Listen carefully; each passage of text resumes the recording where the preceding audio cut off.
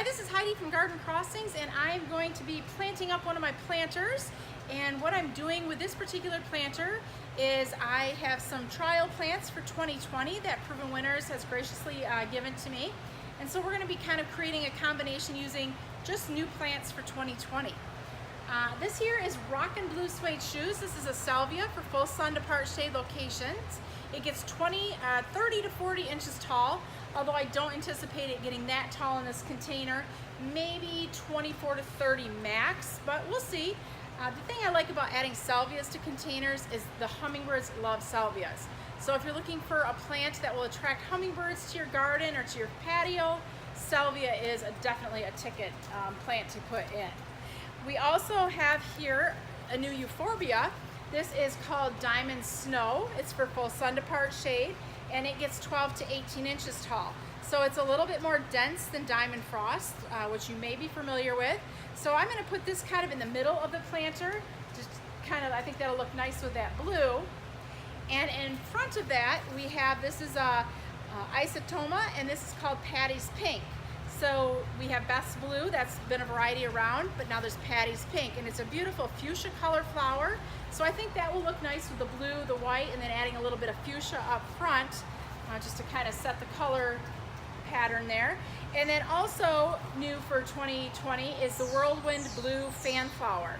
So it looks like it's a little bit lighter purple color, but I'm going to put those on the sides. That'll kind of be a wispy, sort of trailing plant, not totally, but just kind of fill in the edges a little bit, like so. So I'm going to go ahead and plant this up, and we'll see what it looks like.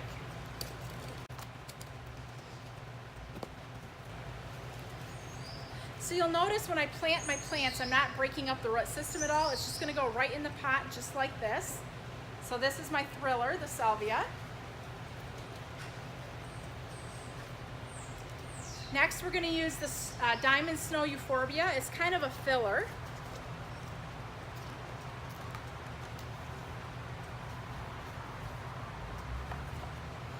And in the front, another filler is this Patty's Pink. So I'm hoping that the euphorbia is going to get taller than the Patty's Pink. It says it's supposed to. So that will be part of the trial too, just to see how tall these plants actually get. So it'll be pink, the white, and then the blue, the white, and then the pink.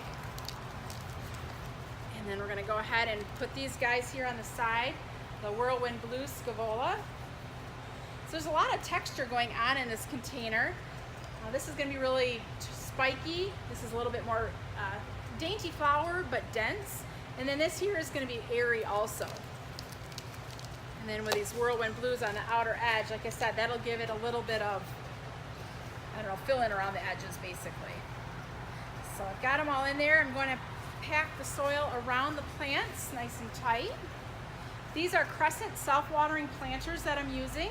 So the beautiful thing with the Crescent self-watering planters is you only need to refill them about every 2 to 3 weeks. Kind of depends on what plants you're putting in.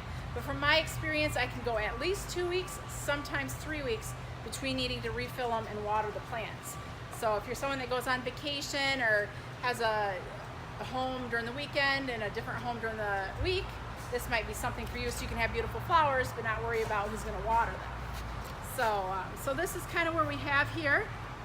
I think that'll look nice, especially once this pink starts to flower. That'll give a little bit of contrast.